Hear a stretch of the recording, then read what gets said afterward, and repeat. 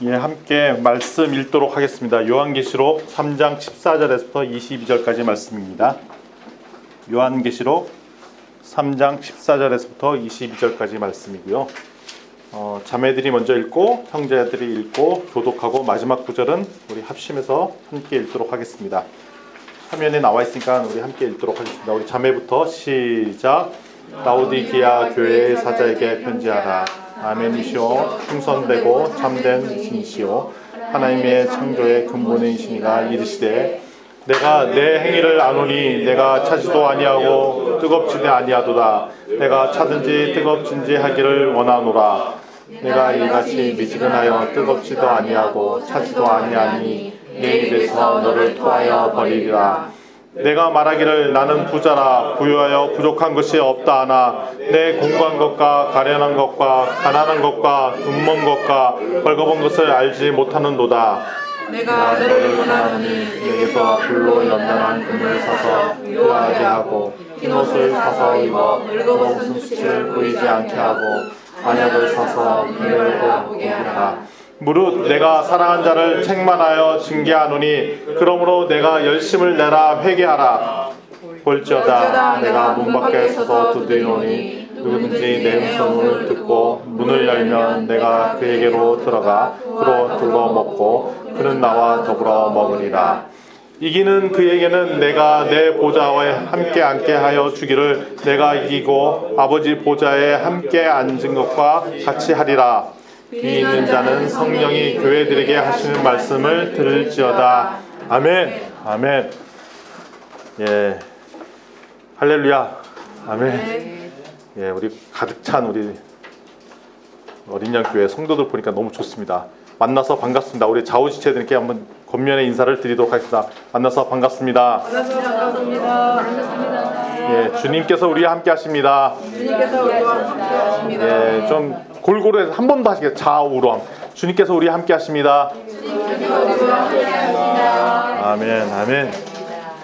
예, 오늘은 7대 교회의 마지막 교회인 라오디게아 교회에 대해서 우리 함께 주님께서 하신 말씀들 나눠보려고 합니다. 7개의 교회 중에 유일하게 단 한마디의 칭찬도 듣지 않고 꾸중만, 책망만 들었던 교회가 오늘 방금 전에 읽었던 라오디게아. 발음도 잘 안 돼요. 한번 따라서 한번 해요. 라오디게아. 시작. 라오디게아. 경상도 분이신데 발음이 되시네요. 아, 예. 아, 죄송합니다.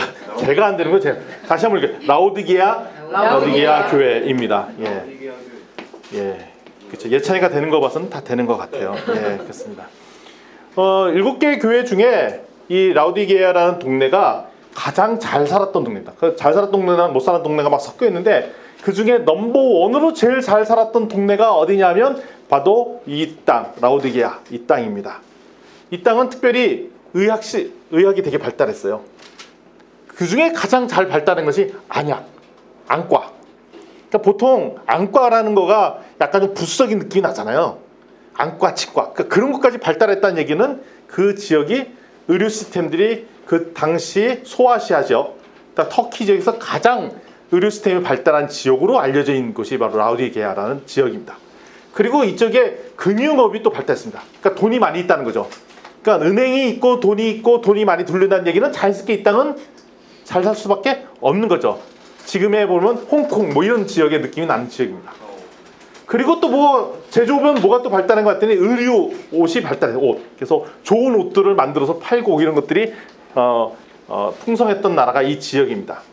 따라서 7대 교회 지역에선 가장 잘 살았던 지역인데 심지어는 저희가 지난 7대 교회 살펴보면서 지진이 있었는데 지진을 복구해서 로마가 도와주고 이런 얘기를 막 했잖아요. 유일하게 이 도시만 로마의 도움을 주겠다 할 때 그걸 거절했어요. 우리 굳이 도움 받을 필요 없어. 우리 스스로 해결할게. 그래서 자체적인 재원을 동원해서 스스로 그 지진을 해결했던 아주 돈 많은 나라, 돈 많은 도시가 바로 이 지역입니다. 그런데 이 지역의 특징 중에 하나가 다신론, 혼합주의가 있었어요. 그러니까 그리스 로마 신화하면 뭐 제우스 신도 섬기고 막 섬기잖아요. 그러니까 거기에 보면 우리 그 인도 지역 얘기하면은 너 무슨 신 섬겨? 그러면 뭐 시바도 섬기고 모두 섬기고 뭐 이렇게 여러 가지 섬긴다고 막 얘기하잖아요. 그런 것처럼 나는 모두 섬기고 뭐 이런 분위기들이 있었어요. 그러니까 소위 말하는 혼합주의, 전형적인 인도스러운 분위기, 다신론 뭐 이런 것들이 있었던 지역이 막 이럽니다. 그러면서 자연스럽게 잘 사는 동네니까 이 교회 성도들의 관심사, 그다음에 이 지역 주민들의 관심사가 딱 두 가지였습니다. 첫 번째, 부자 되는 것. 두 번째, 건강해지는 것. 여기까지 얘기해 보니까 너무 신기하네요. 누구의 관심사가 똑같아? 우리랑 똑같아. 부자 되겠어요? 건강하세요. 하나 더 있습니다. 또 뭐 있어요? 일자리. 아니, 부자 되면 되는 거. 아니 뭐 부자 되면 굳이 일 안 해도 되잖아요. 부자 됐는데 무슨 일을 할 필요가 있어요? 부자 되세요? 건강하세요. 부자가 되는데 건강이 안 좋으면 그걸 못 쓰잖아요. 건강한데 돈이 없으면 괴롭잖아요. 그러니까 두 가지. 부자 되세요? 건강하세요. 그래서 당시 라오디게아 교회 성도들이 추구했던 추구점이 바로 건강과 부를 추구했습니다. 이런 라오디게아 교회에 예수님께서 첫 번째 경고의 말씀을 주십니다. 16절 말씀인데요. 16절 말씀 뭐라고 되어 있냐면 차지도 않고 뜨겁지도 않으며 미지근하여 토해버리겠다 이런 말씀입니다. 한번 읽어볼까요? 다시 한번. 내가 이같이 미지근하여 뜨겁지도 아니하고 차지도 아니하니 내 입에서 너를 토하여 버리리라 이렇게 얘기하셨습니다. 이 지역이 참 재밌게도 두 지역 사이에 있었는데 한 지역은 히에라폴리스, 혹시 터키를 가보신 분들은 파묵칼레라는 지역을 놀러 가보신 분이 계실 거예요. 파묵칼레 가본 적이 없으시군요. 그런 동네가 있는 건 아니, 인기야? 파묵칼레가? 너 많이 힘들었구나. 거기 안 가봤구나. 예. 터키에 1년을 살았는데도 안 가보신 분이 계십니다. 예. 파묵칼레가 그 지역에서는 가장 유명한 온천 지역이에요. 우리 도고 온천, 뭐 북옥 온천, 동네 온천. 우리나라 치면 어떤 곳입니까? 그 몰라요, 잘 여러분. 지금 얘기했잖아요. 지금 동네 온천, 북옥 온천, 뭐 이런 거. 예, 예, 이런 소위 말하는 뜨거운 온천물이 있어 거기 의학적인 의료 효과가 높다고 알려졌던 동네의 옆 동네. 그 동네가 아니라 그 옆 동네. 그리고 거기서 또 어디가 가깝냐? 골로새가 가깝습니다. 골로새. 골로새는 뭐가 또 유명한 지역이냐? 아주 차가운 냉수가 나오는 지역입니다. 그러니까 그 사이를 빼놓고 파묵칼레 지역을 가면 뭐가 있다고요? 뜨거운 온천이 있고 또 옆에 지역에 골로새 가면 아주 시원한 냉수가 있습니다. 그래서 이 냉수 한 잔을 마시면 너무나도 시원한, 냉장고 전혀 필요 없는 뭐 이런 좋은 물을 양쪽 지역에 갖고 있는데 뭐만 빠져있다? 이 라오디게아만 빠져있어요. 가까운 쪽인데. 근데 거기서 물이 납니다. 무슨 말이냐면 미지근한 물이 난대요. 미지근한 물이 나는데 게다가 뭐가 문제냐? 냄새가 난대요. 최악이지. 냄새도 나고 뜨겁지도 않고 차지도 않고 미지근하고, 그래서 심지어는 먹으면 토하고 싶어. 그게 이 성경 구절이라는 얘기예요. 성경 구절. 아주 최악의 물 상태를 가지고 있었어요. 그래서 부자들은 옆에 가는 거기 파묵칼레에서 뜨거운 물에서 온천하고 또 이쪽 가서 골로새에서 물을 길어다 먹고, 근데 정작 여기서는 토하고 뭐 이렇게 되는 소위 말하는 좋지 않은 물 시스템을 갖고 있었습니다. 그래서 예수님께서 이게 바로 여기 경고 말씀, 아주 은유적으로 발표한 거죠. 뜨겁지도 않고 차갑지도 않지 말고 토해버릴 테니 니네 상태가 이거다 바로 얘기한 거예요. 그러니까 라오디게아 사람들은 다 이해가 되는 거예요. 내가 이 저주받은 물 같은 상황이구나, 우리 교회가. 앞서서 칭찬을 들었던 두 교회가 있었습니다. 서머나 교회랑 빌라델피아 교회가 있었어요.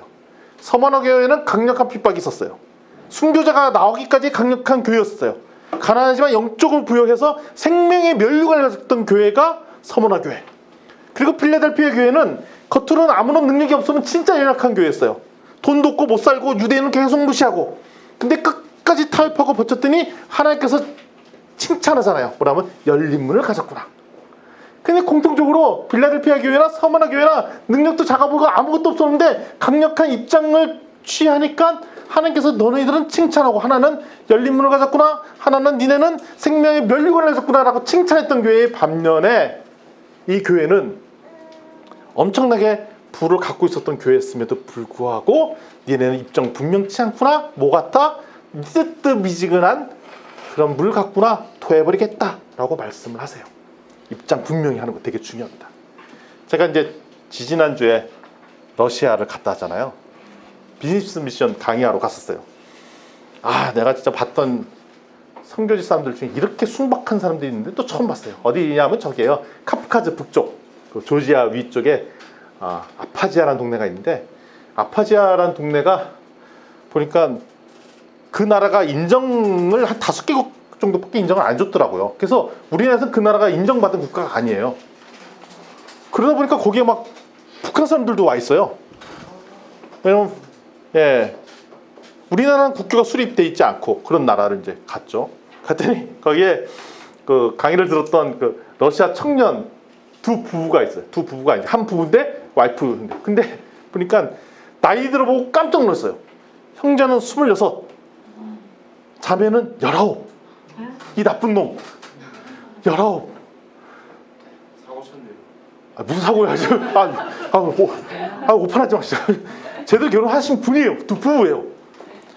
근데 이 청년의 영성이 너무 뛰어나서 눈에는 그냥 항상 그 있잖아요. 그 영성 깊은 듯한 그 느낌 있잖아요. 그 기쁜 얼굴에 그냥 뭐 물어보면 할렐루야, 아멘, 뭐 이렇게 화답하고 계속 이런 거 있잖아요. 그래 아멘, 할렐루야, 뭐 이렇게 하는 그리고 사랑이 막 이렇게 눈을 보여주면 눈을 막 쏘고 이런 느낌 있잖아요. 아시죠, 이 느낌? 제 느낌이에요. 네, 그런 형제예요. 근데 많이 힘드시군요, 요즘에. 맞습니다. 그런데 이 친구가 아내를 보는 눈이 또 그런 거예요. 좋아가지고. 심지어는 제가 강의를 하고 있는데 이 놈들이 손을 잡고 강의를 들어. 이게 도대체 뭐야? 우리 한국적 상황에서는 도무지 이해가 안 되는. 이제 그걸 보고 내가 도대체 얘들 뭐야? 뭐 그러다. 근데 말하는 얘기를 보면 할렐루야, 아멘, 기쁨 넘치고. 그러니까 아내한테 쏘아주는 눈도 그 사랑이 막 넘치고. 근데 낯간지럽고. 내가 지금 뭔가 얘들이랑 적응 안 되고. 이게 뭐야? 막 이런 느낌인 거예요. 그러니까 제가 이제 한국적 상황에서 오래 살다 보니까 편견이 있는 거죠. 뭐냐면 거룩하고 엄숙하고 이런 느낌 있잖아요. 그래서 이 메시지나 이런 거 들을 때는 얌전히 잘 있어야 되고, 거룩하게 답변해야 되고, 좋아하는 옆에 사랑의 표현은 뭐 이렇게 좀 떨어져 있어야 되고 이런 거잖아요. 근데 그런 사랑을 하는데 내 느낌이 뭐냐면 그 친구가 할렐루야 아멘 했을 때 그 기쁨의 얼굴 표정이랑 아내한테 보이는 얼굴 표정이 똑같은 거예요. 그거 보고 받은 충격이 뭐냐면 이게 하나님의 사랑이 바로 아내한테 하는 사랑, 바로 이웃에게 하는 사랑이랑 똑같구나라는 느낌을 받았어요. 야, 이거구나 이거. 하나님 사랑 바로 이웃 사랑, 하나님 사랑 바로 아내 사랑. 아멘. 우리 가정주부들 화이팅입니다. 할렐루야. 아멘. 그러는 거예요. 그러면서 이제 중간에 보면은 근데 일을 하는 거 보면 너무 어설퍼요. 뭐 설거지도 못하고 밥도 제대로 못하고 그냥 사랑만 있고 아직은 어리버리하고. 그리고 이제 그 형제가 이제 태워준 차를 타고 이제 어딜 가려고 갔습니다. 갔더니 차는 뭐 한 70년대에 거의 폐차를 했어도 한 10번은 더 했을 만한 폐차에가 뒷문은 안 열리니까 그 주인장이 타서 뒷문을 열어줘야 열리는 뭐 이런 거 있잖아요. 그래서 타고 당연히 뒤에 타면 안전벨트가 없습니다. 가야 되는데 이 친구가 이제 비포장도를 다리는데 우리 비포장도로에서 운동 있으면 조금 이렇게 멈췄다 가야 되잖아요. 근데 이 친구는 뭐 안 멈춰. 속도를 그대로 유지하고 그걸 피해 다녀요. 그러니까 뭐에 갔냐? 우리 옛날에 게임 할 때 그 피해 다니는 느낌. 그럼 뭐 이렇게 갔다 봐. 그거를 속도 안 줄이고. 대단합니다. 그러면서 음악은 거의 소위 말하는 맥시멈 그 음악을 틀어놓고 따라 부르면서, 아마 내가 러시아를 몰라서 그러지만 아마 찬양 같아요. 그 느낌이. 그걸 따라 부르면서 이 적응 안 되는 이 청년 도대체 뭐야? 느낌 오죠? 그러니까 하고 다니는 꼴은 전형적인 요즘 젊은 청년. 근데 거기에 영성은 가득 들어가 있는. 그래서 기쁨이 넘치는. 그리고 보면 이제 두 부가 먹고 살아야 되잖아요. 먹고 사는데 별 걱정은 없어요. 그래서 거기 우리 그 선교사님 계시는 센터에 그 건물도 짓고 했는데 이 사람이 목공 기술, 철공 기술을 갖고 있는 친구는 너 와서 도와라. 예, 도와줍니다. 근데 돈도 없이 그냥 무보수로 그냥 자원봉사로 뭐 한 일주일씩 열흘씩 와 있다가 가고. 그럼 너는 그래서 우리 주변의 분들이 우리 한국 사람이 더 걱정해. 너는 먹고 사는 건 괜찮냐 했더니 뭐 그건 하나님이 주십니다. 막 이래. 그러다가 우리가 같이 이제 공부를 하다 보면 세미나를 하잖아요. 근데 자매는 조금 걱정했어요. 아, 우리 먹고 사는 것도 걱정하고 하는데 그 형제는 기쁜 초령으로 그거는 하나님께서 주시오 뭐 이렇게 얘기해요. 그걸 보면서 꼭 근데 그거를 가르치거나 혼내는 눈빛이 아니라 사랑의 느낌. 그건 걱정하지 마. 아까 우쭈쭈 걱정하지 마. 하나님 주시는 거야. 아유, 나 먹고 사는 거 걱정될 것 같아. 아내가 이래요. 19살이니까. 우쭈쭈 걱정하지 마. 하나님께서 주셔. 뭐 이런 느낌. 꼭 느낌이 남편이 아내한테 얘기하는 게 아니라 그 하나님의 마음이 그 두려워하는 우리 성도들한테 하는 느낌으로 이렇게 얘기를 하는 거예요. 그러면서 해맑은 표정. 야, 그거 보면서 철이 없구나라고 들었다가 생각이 바뀌었어요. 아, 우리 하나님 앞에서 철든 척 하지 말고 철 없는 척 사는 것이 진짜로 행복이구나. 철 들면 안 됩니다. 그 생각이 확 들었어요. 이 청년을 보면서 진짜 뜨겁든지 차갑든지 분명한 입장을 보이는데 이 라오디게아 교회는 맹탕이었대. 맹탕. 무기력하고 뜨겁지도 않고 차갑지도 않고 하나님께서 사랑을 줬다 했는데 그 사랑이 그래서 쑥 들어가서 블랙홀처럼 사라져서 나타나지도 않고 본인이 하나님의 사랑을 받았으면 그 뜨거운 사랑이 나타나야 되는데 나타나지 않는다는 것은 어디로 사라졌다는 거죠. 그럼 무기력해졌다는 거예요. 그래서 내 몸에 하나님께서 주신 깊은 사랑이 있다면 그게 얼굴로 표현되고 즐거워하고 그래야 되는데 우리 얼굴 관리 잘해야 되겠다 싶은 생각들이 막 들었어요. 항상 근심 걱정 염려함 이런 세상 모든 놈들 다 그게 아니라 하나님께서 기쁨 주셨으면 우리가 기쁜 삶을 보여줘야 되는데 이거 아니겠구나라는 것을 오히려 그 들어와 있던 그 러시아 청년을 통해서 제가 오히려 배우게 되었습니다.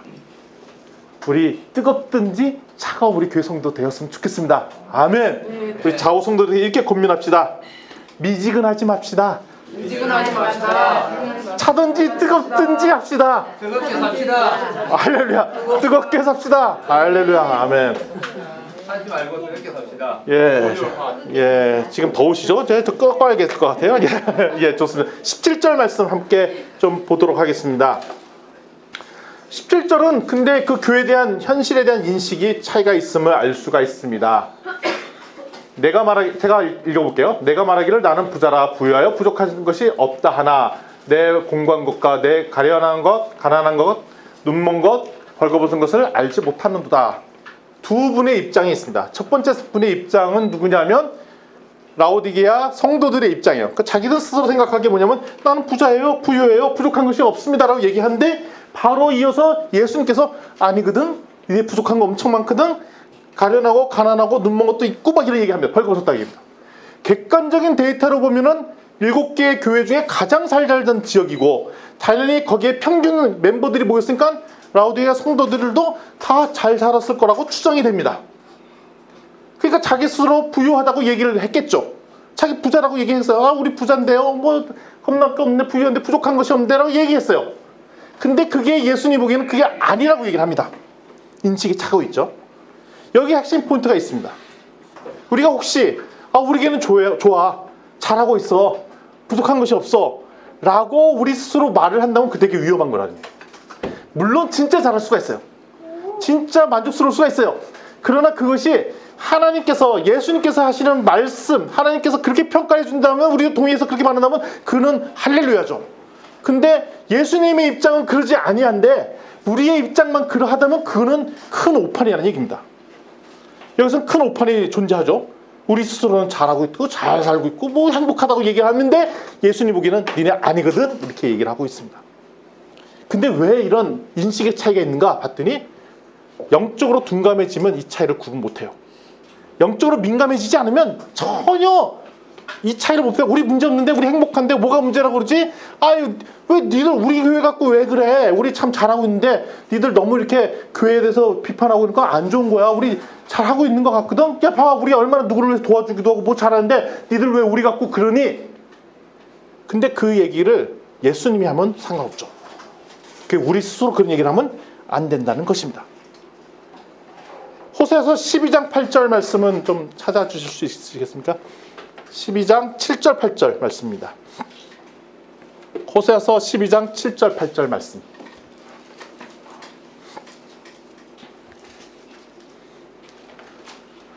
예, 호세아서 12장 7절 8절 말씀 우리 한 목소리 한번 읽어볼게요. 시작. 그는 상이나 손에 거짓 저울을 가지고 속이기를 좋아하는 도다. 에브라임이 말하기를 나는 실로 부자라. 내가 재물을 얻었는데 내가 수고한 모든 것 중에서 죄라 할 만한 불의를 내게서 찾아낼 숫자 없느니라 하거니와. 예.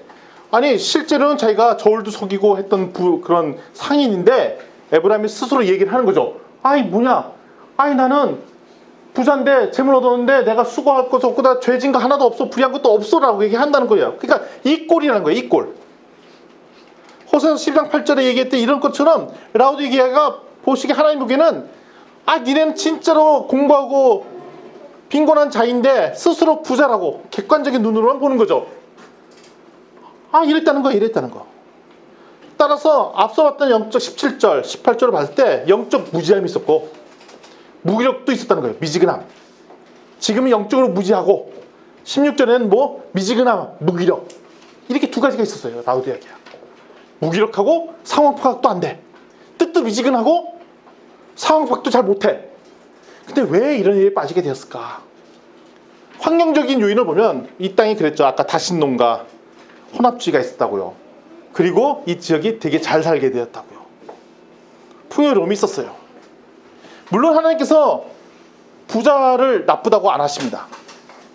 그래서 보면 최근에 그 미국이나 이런 데 글로벌 경제 상황 위기가 막 오면서 부가 막 재편되는데 그 부가 쌓이는 계층이 세 개 계층이 있다고 한번 몇 번 말씀드렸어요. 첫 번째가 자본주들이 돈을 벌고 있고, 두 번째가 벤처기업들이 벌고 있고, 세 번째가 돈이 쌓이는 지역이 아미시와 같은 소위 기독교의 그 독립적으로 살고 있는 그 교회 공동체들이 막 주변 상황이 어려워지면서 이렇게 부가 막 들어오고 있어요.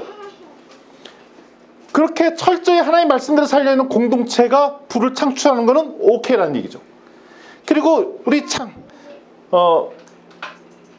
창세기에서 요셉의 얘기를 한번 살펴봤을 때도 요셉이 7년 풍년, 7년 흉년을 거쳐서 엄청나게 부를 창출했던 것. 그는 철저히 예민하게 아주 이방민족과 섞여 살지만 거기서 철저히 하나님의 뜻을 받아서 살면서 하나님께서 기적과 같은 상황을 통해서 부자가 되는 것. 이것들은 오케이라는 거예요. 그러니까 기본적으로 세상에 살면서 세상과 이렇게 분리돼서 있지만 하나님 말씀을 따는 것은 엄청나게 어려운 거예요. 왜냐하면 아미시는 객관적으로 따지면 세상 속에 있는 게 아니라 분리해서 살거든요. 그리고 요셉은 세상 속에 살지만 그런 영성을 유지했던 게 감옥에 갔다 오기도 하고 종살이도 하고 그러면서도 하나님의 말씀 드리려고 하고 그다음에 입장 분명히 하고 이런 강력한 영성을 유지했기 때문에 그 상황 판단이 가능했거든요. 그러니까 우리는 어디에 살고 있어요? 세상 속에 살고 있잖아요. 세상에 돈을 추구하는 거랑 동일하게 살고 있잖아요. 이럴 때 어떻게 하려면 차라리 우리가 그러면 저기 지리산 산골짜기에서 세상 그냥 의절하고 거기서 깊이 살든지 우리 교회 옮길까? 차라리 저기 중산리어 쪽 다 집 팔고 우리 모여. 좋으시죠? 어머님 좋으시죠 우리? 예, 차마 말씀을 못해. 너무 좋으셔서 말씀을 못해. 예. 아니 그렇게 가든지 아니면 강력한 영성을 주시면서 세상 속에 살지만 세상과 분리되지 아니하면서도 구별된 삶을 사는 이게 해야 되는데 두 개 다 어렵다라는 거예요. 두 개 다. 그렇지만 하나님께서는 예수님께서는 세상 속에 살지만 세상과 분리해서 사는 사람을 살라고 말씀을 하신 거죠. 그러면 이때 하나님의 처방전이 있습니다. 어떻게 하면 이렇게 할 수 있을까? 세상에 있지만 세상과 분리되어 있지 아니하고 구별된 삶을 살 수 있을까? 세 가지 처방전이 있습니다. 18절 말씀이 그 처방전입니다. 18절 말씀은 중요한 말씀이기 때문에 함께 읽어보도록 하겠습니다. 시작. 내가 너를 잠시만 잠깐만요. 죄송합니다. 다시 읽겠습니다. 3장 18절입니다. 3장 18절. 자, 잘 나왔죠? 예. 시작. 내가 너를 원하노니 내게서 불로 연단한 금을 사서 의하게 하고 이것을 사서 입어 벌거벗은 수치를 보이지 않게 하고 안약을 사서 은혜를 받아 오게 하라. 아멘. 세 가지 처방전이 나옵니다. 첫 번째, 불로 연단한 금을 사라. 첫 번째, 그걸로 부유하게 하고, 두 번째, 흰 옷을 사서 입어라. 그래서 벌거벗은 수치를 보이지 않게 하라. 두 번째, 세 번째, 안약을 사서 눈에 발라라. 도대체 이게 뭔 뜻인가 잘 살펴보도록 하겠습니다. 첫 번째 불로 연단한 금을 사서 부유하게 하라. 이 사람들이 부자였다고 그랬어요. 그리고 그 객관적인 자료를 보니까 라오디게가 금이 되게 많았대요. 지난주 우리 교회에서 한번 살펴봤잖아요. 금 1kg에 얼마? 6천만 원이라고 살펴봤잖아요. 금 1kg가 6천만 원이에요. 1kg가 사실은 그렇게 무거운 게 아니잖아요. 1kg. 그 정도 있으면 얼마? 6천만 원. 우리 왜 지수 돌반지를 왜 다 처분을 했는지. 그때 저희가 한 4만 원 돈에 했던 거래됐던 거가 지금 한 21만 원. 야, 그런 거죠. 1kg 엄청난 거죠. 그래서 라오디게에 기본적으로 금이 되게 많았대요. 그래서 세상과 분리되지 않던 삶을 사는 라오디게 성도들도 금이 많았을 거라고 추정을 합니다. 근데 금이 많은 성도들한테 예수님이 뭐냐면 니네 금 가져. 근데 다른 금이죠. 무슨 다른 금이냐? 불로 연단한 금을 사서 부유하라. 그러니까 그냥 부자가 되는 게 아니라 그냥 네가 평상시 법대로 금을 취하는 것이 아니라 불로 연단한 금을 가지라는 얘기입니다. 불로 연단한 금이라는 얘기는 뭐냐면 세상 정결함을 얘기하고 있고, 정결함을 얘기하면 네가 불을 추구해도 오케이. 단 어떻게 추구해야 되냐? 정결하게 돈을 벌라. 정결하게. 세상에 살지만 진짜 하나님만 의지하고 돈을 벌라는 거예요. 정결하게 돈을 벌어서 부자가 되라는 거예요. 세상적인 방법으로 돈을 벌지 말고 하나님을 추구하는 방식으로 돈을 벌어서 돈을 벌라는 거예요. 아멘. 그래서 우리 지금 우리 교회 공동체에 비즈니스라고 사업하시는 분들을 진짜 축복해요. 기도해주고 중보해야 돼요. 왜냐하면 이분들이 그냥 세상에 돈을 버시잖아요. 근데 그 돈을 벌 때의 방식이 진짜로 정결하게 돈을 벌도록 하도록 우리가 기도해줘야 돼요. 아멘. 그래서 축복이 있다는 거예요. 그래서 그런 돈을 벌려고. 그러니까 우리는 이혼론이 아니에요. 그래서 돈을 버는 것 자체도 교회 다 거참 가난하게 살아야지 왜 이렇게 돈을 벌고 그래가 아니라 돈을 벌려는 거죠. 어떻게? 정결하게 불로 연단한 금을 사라. 아멘. 그래서 정결하게 획득한 부는 진짜로 의미가 있는 거고, 정결함을 상실한 부가 잘못됐다는 말씀이라는 겁니다. 두 번째 처방전입니다. 두 번째 처방전은 뭐냐면 흰 옷을 사서 입어라 라고 말씀해요. 그리고 벌거벗은 옷을 수치를 가려라. 보통 옷이 그 사람의 신분을 보장해 주잖아요. 그래서 우리는 그 옷을 뭘 입었냐가 되게 중요하게 여기죠. 우리 그 막내가 이제 중학교 들어갈 때 그 1지망, 2지망, 3지망을 쓰더라고요. 어느 학교. 근데 그때 어느 학교를 갈까 선택 기준들을 살펴보는 기준들이 뭔가 이렇게 살펴봤더니 이제 첫 번째 기준은 저거예요. 남녀공학인가 아닌가 여부. 두 번째 기준이 뭔가 봤더니 학교 식당의 밥맛이 어떤가가 두 번째 기준이고, 세 번째 기준이 뭔가 봤더니 교복이에요. 교복이 후지면 못 가겠다는 거예요. 그래갖고 우리 진주에는 중학교, 고등학교, 현, H 이렇게 중학교 교육에는 사회적 지탄을 받고 있잖아요. 아이들한테. 왜 이렇게 촌스러운 교복으로, 한복이잖아요. 한복. 어떻게 그런 교복을 입고 다니냐라고 진짜 창피해서 그 학교 못 가겠다 막 이런 애들과, 부모님은 애들 바른 생활 살려면 그런 교복 입어야 돼. 부모는 보내기 싶어하고 애들은 가기 싫어하고, 이 갈등하다 착한 애들만 가고 거절한 애들만 결국 안 가고 이렇게 되는 게 사면요고. 그래서 사면요고가 되게 바른 생활 애들이 모였어요. 왜냐면 부모가 가라고 해서 가짐을 당한 애들.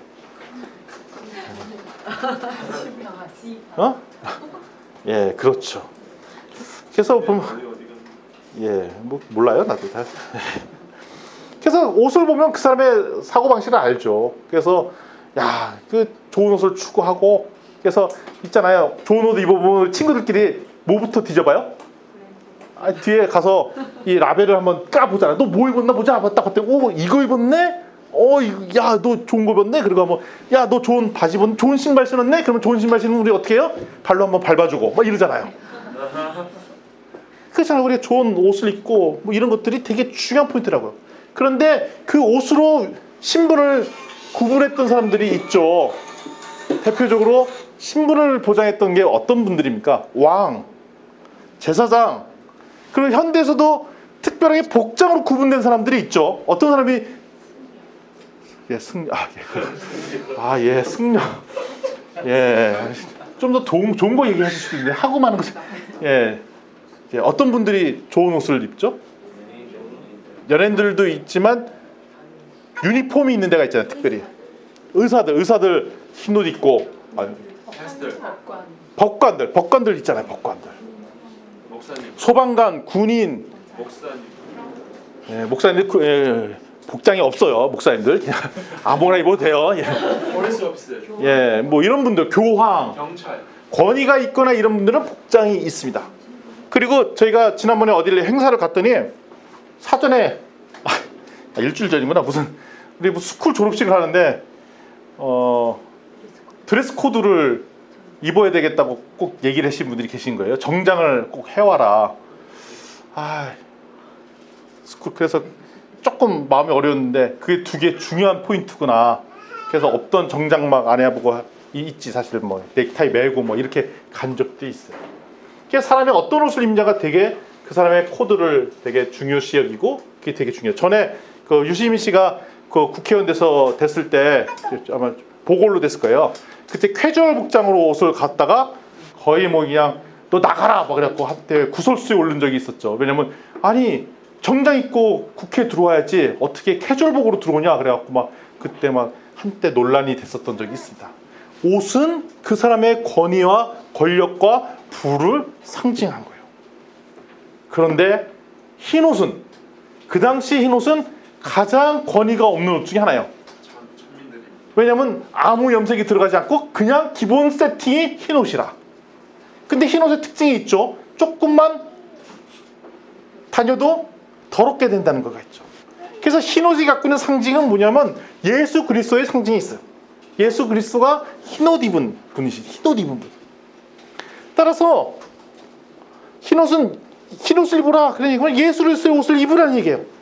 예수 그리스도의 길을 동참하는 얘기예요. 너가 삶을 그 군복 입은 군인, 폴리스복을 입은 군인, 경찰, 의사복을 입은 의사복이랑 흰옷은 똑같네? 이거 뭐야? 이거 아니면 뭐 다른 수많은 옷에 그 롤 모델로 살지 말고 예수 그리스도가 입었던 그 흰옷의 길에 동참하라 그 얘기를 하시는 거예요. 너의 정체성은 아무리 네가 세상적으로 뛰어난 사람인지 모르겠지만 그 옷을 벗어내고 무슨 옷을 입으냐? 흰옷 입으라는 얘기예요. 흰옷. 무슨 옷? 예수 그리스도가 입었더니 그 이 옷을 입어라. 그것이 너의 유일하게 수치를 가릴 수 있는 옷이다. 네가 아무리 잘났다고 좋은 옷을 입고 그래봐야 너의 수치를 가릴 수 있는 것이 아니야. 너의 수치를 가릴 수 있는 것은 오직 하나 예수 그리스도가 입었던 그 흰옷, 그 옷을 입어라 라고 얘기하시는 거죠. 아멘. 그리고 마지막에 뭘 해야 되냐?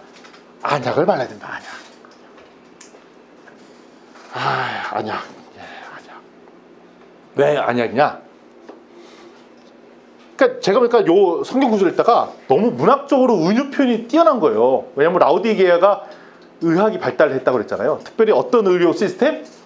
안과 시스템이 발달. 그러니까 안과 발레인데 안약 바르래. 그러니까 뭐라고 하냐면 베드로 어부인데 잘진데 너 내가 낚시하는 거 가르쳐줄게 뭐 이런 거야. 꼭 뭐랑 똑같냐? 준원이가 우리 윤상철 집사님께 제가 낚시하는 법 한 수 가르쳐드릴게요 라고 얘기하는 거랑 똑같은 꼴이라. 그쵸 준원아? 네가 그날 잘 잘했어. 알지? 부정도 안 해요? 예, 그렇다고 합니다. 그거랑 똑같은 거예요. 왜 안약을 바르냐? 네가 잘 못 보고 있다는 거예요. 뭘 못 보느냐? 세상 눈을 보는 게 아니라 영적 통찰력이 없으니 안약을 바르는 거 아니야. 하나님이 가지신 영적인 눈을 가지라는 얘기예요. 그러니까 세상을 세상의 눈으로 보는 것이 아니라 하나님의 관점으로 바라볼 수 있는 영적인 눈을 가지라는 얘기를 하는 거죠. 영적 통찰력을 가지고 있어야 되는 거죠. 이것이 세상을 어떻게 바라보냐는 거죠. 세 가지 다시 한번 정리해 보겠습니다. 처음에 우리는 돈을 벌어야 됩니다. 근데 어떻게 번다고요? 정결함으로 돈을 벌라고 말씀하세요. 그리고 어떤 옷을 입어야 되냐? 흰옷 입으라고 했어요.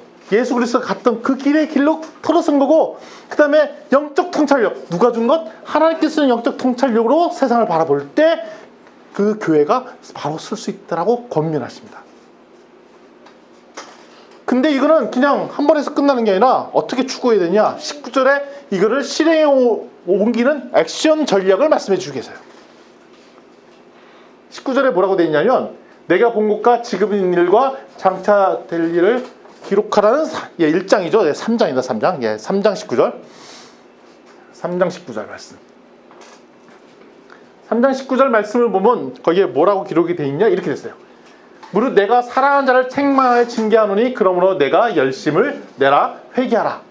첫 번째, 라오디게아 성도 보니까 칭찬할 것이 아무것도 없잖아요. 막 징계할 것 같고 막 그러잖아요. 근데 예수님의 첫 번째 표현이 사랑한다고 말씀하세요. 그러니까 이런 거예요.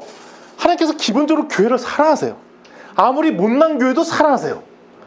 칭찬할 게 아무것도 없는 교회도 사랑한다고 얘기하세요. 그래서 우리가 사실은 조심해야 될 게 교회를 비판하는 걸 되게 조심해야 돼요. 왜냐면 비판은 받아야 되는 거 맞죠. 잘못한 건 비판해야 되고. 왜냐면 여기도 책망하고 징계한다고 그랬잖아요. 책망과 징계하는 거 맞아요. 근데 기본적으로 책망과 비판을 받을 그 교회도 하나님께서 예수님께서 사랑하는 교회라는 거예요. 그래서 우리가 교회에 대해 아니 이 교회는 쓸모없어 없어져야 돼 라고 얘기하면 안 된다는 거예요. 왜 그러면 하나님께서 예수님께서 사랑하는 교회인데 우리가 그렇게 얘기하면 안 된다는 거예요. 따라서 두 개 다 있어죠. 모두 사랑도 하고 책망도 하고 꾸짖을 건 꾸짖어야 되는데 사랑해야 되고 사랑만 한다고 뭐 하면 안 돼? 책망과 징계 안 하면 안 된다는 거예요. 그래서 사랑과 징계는 같이 가더라. 아멘. 근데 이걸 어떻게 해야 돼? 열심을 내서 회개. 그러니까 이거는 한 번에서 끝나는 것이 열심을 내서 회개하는 얘는 계속 자아성찰을 해야 돼요. 그러니까 우리 교회가 한 번 잘했다고 끝나는 것이 아니라 날마다 우리가 진짜 똑바로 가고 있는지 반성하고 또 반성하고 성찰하고 회개하고 잘못했구나. 아우 내가 이런 줄 몰랐는데 또 잘하고 있는 거 계속 반성해야 되지. 우리가 한 번 잘했다고 해서 퍼져 있고 지금 못했다고 우리 교회는 안 되라고 좌절해서 떠나버리고 이러면 안 된다는 거예요. 계속 고민하고 성찰하고 나아가고 고민하고 성찰하고 나아가고 우리 예수리냥 교회가 이런 교회가 되었으면 좋겠어요. 하나님께서 우리 교회 사랑하십니다. 그렇지만 우리가 우리 교회라서 해야 될 일 못하고 있으면 기꺼이 책망도 받고 징계도 받아야 됩니다. 우리 교회가.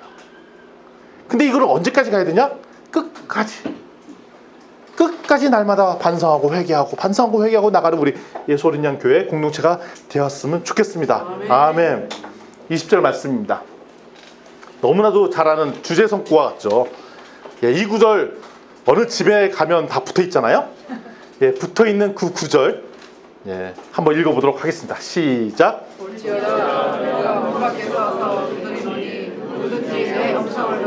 문을 열면 내가 그에게로 들어가 그와 더불어 먹고 그는 나와 더불어 먹으리라. 아멘. 이 구절 말씀은 라오디게아 성도들한테 주시는 말씀이 1차적이고 그리고 이게 3장 2장의 뒷마무리이기 때문에 7대 교회에 공통적으로 주는 말씀이라고 봐도 좋아요. 5파는 뭐냐면 이 구절을 안 믿는 그 분들 크리스찬이 아닌 분한테 전도용으로 쓰잖아요. 그게 아니라는 거예요. 이거. 이 말씀은 구절은 기본적으로 믿는 교회를 대상으로 줬던 말씀이에요. 교회 성도들한테 줬던 말씀이에요.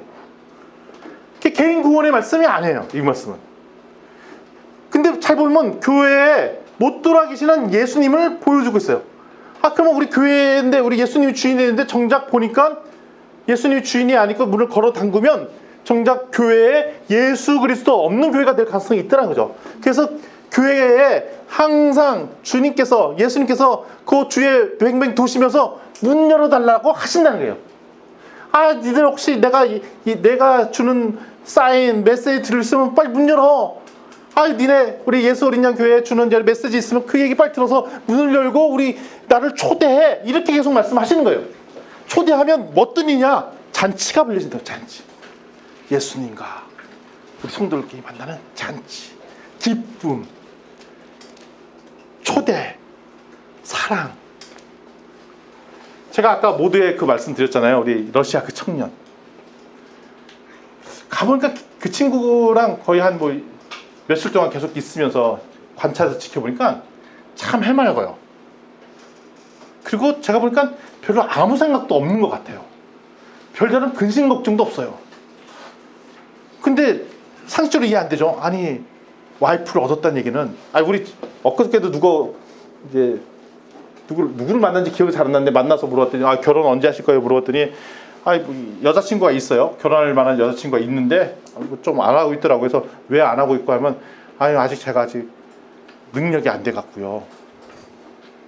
어떤 능력? 그래도 좀 이 아내를 책임져야 될 그런 게 좀 있지 않아야 되냐. 돈도 좀 벌어야 되고 번듯한 뭐도 좀 해야 되고 뭐 이런 여러 가지를 얘기를 하는 거예요. 근데 얼마 전에 만났던 그 러시아 청년은 진짜 아무 생각 없어 보여요. 그냥 좋아서 결혼했어. 아멘. 그렇구나. 그냥 하면 되는구나 결혼. 우리 집 애들이 결혼하겠다면 보내야지. 지훈아 결혼식 빨리 해도 좋아. 지수야 오면 너 결혼식 빨리 해도 좋아. 할렐루야. 근데 그 기운이 이제 하나님께서 주신 그 맺어진 싸울 결혼. 인기야 너 빨리 해. 너 빨리 해. 너 상황 뭐 있는지 없는지 별로 중요하지 않아. 그냥 빨리 하는 게 중요한데 그게 왜 그 얘기를 하느냐. 예수님을 우리 초대해서 같이 산다는 것과 되게 그런 느낌이 있다는 거예요. 느낌이. 예수님과 우리 함께 살았다는 게 초대해서 우리가 예수님과 함께 초대하는 삶이 뭐 먼 미래처럼 생각하는 것이 아니라 지금이나 당장 문을 열고 살면 그날부터 잔치예요. 그날부터 행복, 그날부터 기쁨. 그래서 초대했으면 좋겠어요. 그러니까 예수 그리스도를 믿었는데 그날부터 기쁨 가득, 걱정 사라지고 뭐 이렇게 돼야 되는데 여전히 그 얼굴에 근심 걱정, 세상 모든 염려함, 뭐 1년 뒤에 염려, 5년 뒤에 염려, 10년 뒤에 염려, 건강 걱정 뭐까지 다 살다면 과연 그 개인이 과연 예수님과 함께하는 삶인가? 만약 그런 고민으로 그 교회가 그런 삶을 산다면 그 교회가 과연 예수님께서 함께하는 교회인가? 여전히 이 말씀대로 문 밖에 서 계시도록 내뒀구나 예수님. 우리 예수 어린 양 교회는 근심 걱정 하나도 없었으면 좋겠어요. 객관적으로 따지면 근심 걱정 가득하죠. 근데 왜 없어? 아무 생각이 없기 때문에. 왜? 예수님과 함께해서 우리 예수님을 받아들였기 때문에 아무 생각이 없는 거예요. 날마다 축제, 초대, 잔치 뭐 이런 거요. 아무런 대책 없이 이런 교회가 되었으면 좋겠습니다. 아멘. 근데 그 교회에 하나님께서 마지막 선물을 주시죠. 21절 말씀이에요. 뭐냐면 내 보좌에 함께 하겠다. 왕의 보좌 옆에 앉히도록 했대요. 왕의 보좌 옆에 앉도록 하겠다는 거예요. 그리고 뭐냐면 이기겠다. 내 왕의 보좌에서 승리하겠다는 거예요. 승리하는 거예요. 승리. 따라서 이게 7대 교회가 하나님께서 결국 교회를 통로 삼아 마지막 때 승리의 도구로 우리 교회를 쓰시겠다는 거예요. 누가 주인이 돼서? 예수님이 주인이 돼서 우리를 파트너로 삼아서 파트너 어디나 보좌 옆에 앉혀놓고 승리하겠다는 얘기예요. 그래서 앞으로 뒤에 태평을 계시록의 두 수많은 말씀들은 옆에 앉혀놓은 우리 교회를 앉혀놓고 어떻게 승리를 이끌까를 보여주는 거죠. 근데 우리 보좌 옆에 앉은 우리는 앞으로 전쟁 상황에 대해서 근심 걱정합니까? 아니면 해맑게 아무 생각 없이 있으면 됩니까? 해맑고 아무 생각 없이 하나님께서 예수님께서 저런 잘하시네 할렐루야 기쁘고 뭐 찬양하고 이러고 이런 삶을 우리가 살았으면 좋겠어요. 우리 항상 기쁨이 넘쳤으면 좋겠습니다. 아멘. 네, 너무 이렇게 인생 복잡하게 살지 말고 뭐 염려함으로 가득하지 않았으면 좋겠습니다. 아멘. 우리 마음속에 기쁨이 넘쳤으면 좋겠습니다. 네. 준원아 너 항상 기뻤으면 좋겠어. 아멘. 항상 기뻐? 너 아무 생각 없지? 아무 생각 없지?